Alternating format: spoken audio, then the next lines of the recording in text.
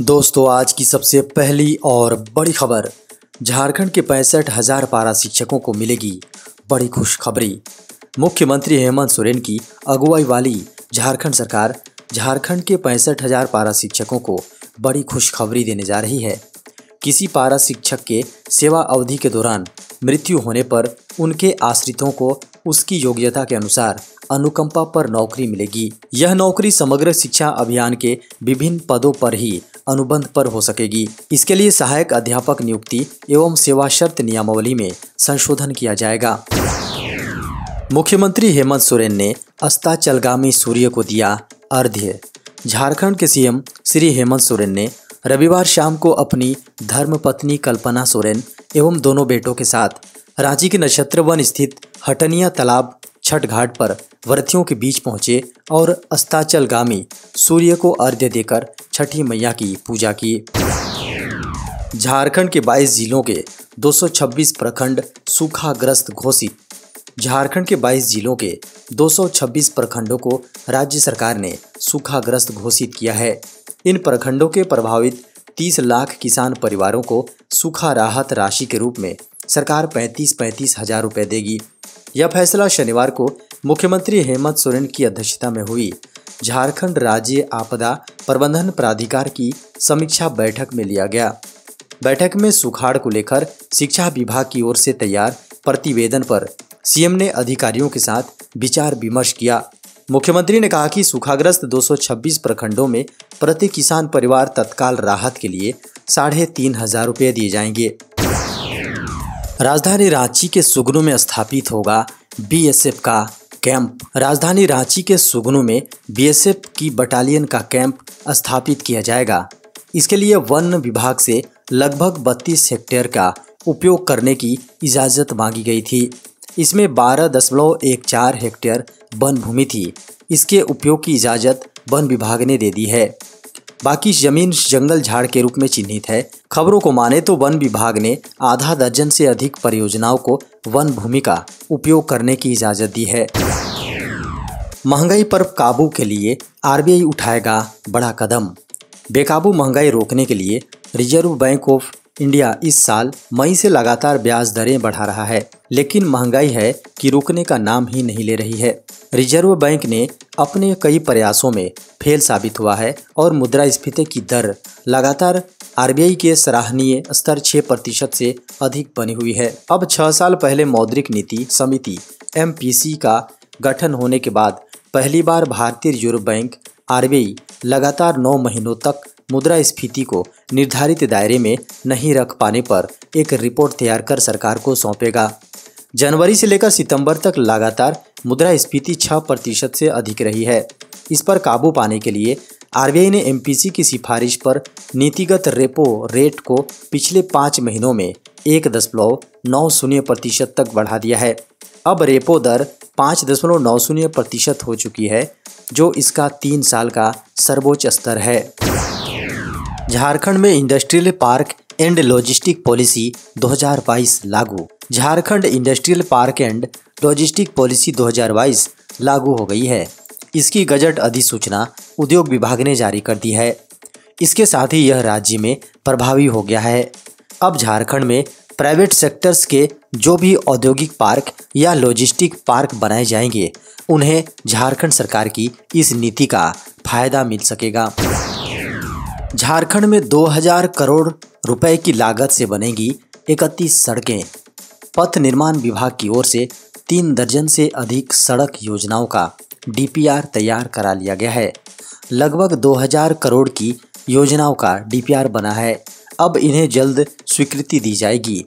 ऐसे में इनकी टेक्नोलॉजी और प्रशासनिक स्वीकृति की प्रक्रिया शुरू होगी। फिर टेंडर करके काम शुरू कराया जाएगा। यह लक्ष्य रखा गया है कि इसी वर्ष इन योजनाओं पर काम शुरू कराया जाए।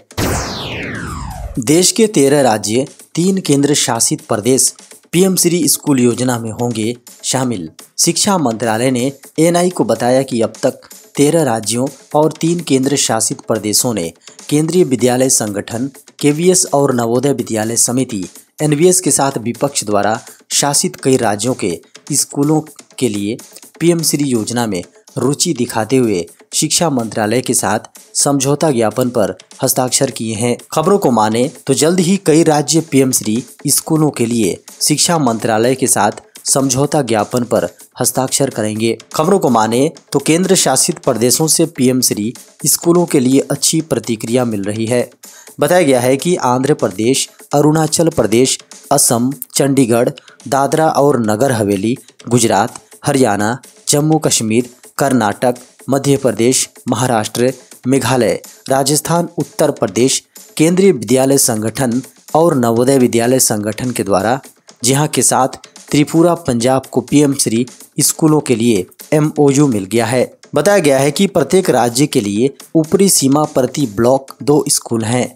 समझौता ज्ञापन पहला चरण है। स्कूलों के अंतिम चयन के चरण तक पहुंचने से पहले राज्यों को अभी भी अगले 2 चरणों से गुजरना होगा। पीएम श्री स्कूलों को देश भर में 14,500 से अधिक विद्यालयों के विकास के लिए एक नई योजना के रूप में माना जा रहा है। झारखंड में बढ़ी मजदूरों की न्यूनतम मजदूरी। झारखंड के श्रमिकों की न्यूनतम मजदूरी दर बढ़ा दी गई है। अब किसी भी श्रमिक को कम से कम 400 रुपये 86 पैसे प्रतिदिन मिलेगा। इससे पहले मजदूरों को 329 रुपये 68 पैसे सरकारी मजदूरी देने का प्रावधान था। श्रम विभाग ने न्यूनतम मजदूरी की दरों को लेकर अधिसूचना जारी कर दी है। मजदूरी की नई दर की घोषणा करते हुए श्रम विभाग ने इसे 1 अक्टूबर 2022 से प्रभावी किया है।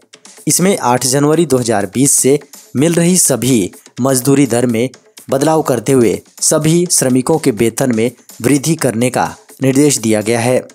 झारखंड में बड़ी संख्या में अकुशल कर्मचारी और मजदूर हैं, जिन्हें इस वृद्धि का फायदा मिलेगा। ट्विटर में बड़े स्तर पर होंगे छटनी।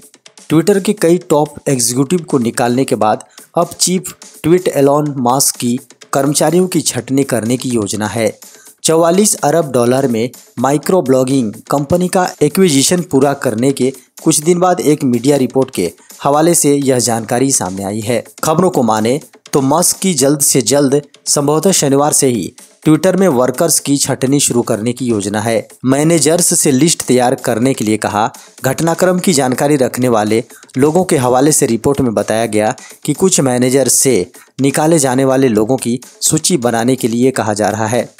एलन मस्क के ट्विटर को खरीदने के बाद पिछले सप्ताह ही खबर आई थी कि मस्क कंपनी के लगभग 75% कर्मचारियों को निकालने की योजना बना रहे हैं। हालांकि इस खबर के सामने आने के बाद ट्विटर ने अपने कर्मचारियों को स्पष्ट कर दिया था कि कंपनी का छटनी को लेकर कोई प्लान नहीं है। राष्ट्रपति द्रौपदी मुर्मू ने कहा, आतंक के खिलाफ हो जीरो टॉलरेंस की नीति। भारत के दशकों से, जी हां, भारत में दशकों से आतंकवाद से पीड़ित होने की बात की और ध्यान दिलाते हुए राष्ट्रपति द्रौपदी मुर्मू ने शनिवार को कहा कि वैश्विक स्तर पर आतंकवाद से निपटने के लिए तैयारी की जा रही योजना का मार्गदर्शक आतंकवाद के प्रति तनिक भी सहन नहीं करने की नीति होनी चाहिए, भले ही इसको प्रेरणा देने वाला कोई भी हो। संयुक्त राष्ट्र सुरक्षा परिषद के आतंकवाद निरोधी समिति के शिष्टमंडलों के प्रमुखों को संबोधित करते हुए राष्ट्रपति द्रौपदी मुर्मू ने कहा कि आतंकवाद के सभी स्वरूपों के खिलाफ लड़ने की भारत की राष्ट्रीय प्रतिबद्धता है। राष्ट्रपति भवन द्वारा जारी बयान के अनुसार राष्ट्रपति ने इस पर जोर दिया कि वैश्विक स्तर पर आतंकवाद से निपटने के लिए तैयार की जा रही रूपरेखा का मार्गदर्शक आतंकवाद के प्रति तनिक भी सहन नहीं करने की नीति होनी चाहिए। देश में कोविड-19 के सामने आए 1604 नए मामले। भारत में एक दिन में कोविड-19 के 1604 नए मामले सामने आने से देश में संक्रमण के कुल मामलों की संख्या बढ़कर 4,46,52,266 पर पहुंच गई हैं, जबकि उपचाराधीन मरीजों की संख्या घटकर 18,317 रह गई हैं। केंद्रीय स्वास्थ्य मंत्रालय के रविवार सुबह 8 बजे तक अद्यतन आंकड़ों के अनुसार संक्रमण से 8 और मरीजों के जान गंवाने से मृतकों की आंकड़ा बढ़कर 5,29,016 हो गई हैं। इन 8 मृतकों में वे 3 लोग भी शामिल हैं, जिनके नाम संक्रमण से मौत के आंकड़ों का पुनर्मिलान करते हुए केरल ने वैश्विक महामारी से जान गंवाने वाले मरीजों में शामिल किए हैं। आंकड़ों के अनुसार उपचाराधीन मरीजों की संख्या संक्रमण के कुल मामलों का 0.04% है, जबकि कोविड-19 से रिकवर होने वाले मरीजों की राष्ट्रीय दर बढ़कर 98.77% हो गई है। बीते 24 घंटे में कोविड-19 के उपचाराधीन मरीजों की संख्या में 485 की कमी रिकॉर्ड की गई है। मंत्रालय के अनुसार संक्रमण की दैनिक दर 1.02%, जबकि साप्ताहिक दर 1.08% दर्ज की गई है। वहीं कोविड-19 से रिकवर होने वाले लोगों की संख्या बढ़कर 4,41,04,933 हो गई हैं, जबकि मृत्यु दर 1.18% रिकॉर्ड की गई हैं। मुंह के जरिए दिए जाने वाले कोविड टीके की चीन में हुई शुरुआत। चीन के शंघाई शहर में बुधवार को मुंह से लिए जाने वाले सुई मुक्त टीके की शुरुआत की गई, जो अपने तरह का दुनिया का पहला कोविड निरोधक टीका है। शहर के एक आधिकारिक सोशल मीडिया अकाउंट पर पोस्ट की गई एक घोषणा के अनुसार इस टीके को मुंह के जरिए लिया जाता है। सुई मुक्त टीके के लिए उन लोगों को राजी किया जा सकता है जिन्हें सुई के रूप में टीके लगवाना पसंद नहीं है। इससे गरीब देशों में टीकाकरण का दायरा बढ़ाने में भी मदद मिलेगी। चीन के पास टीके का जनादेश नहीं है, लेकिन वह चाहता है कि कोविड-19 महामारी के प्रतिबंधों में ढील दिए जाने से पहले उसके अधिक से अधिक नागरिकों को बूस्टर टीके की खुराक लग जाए।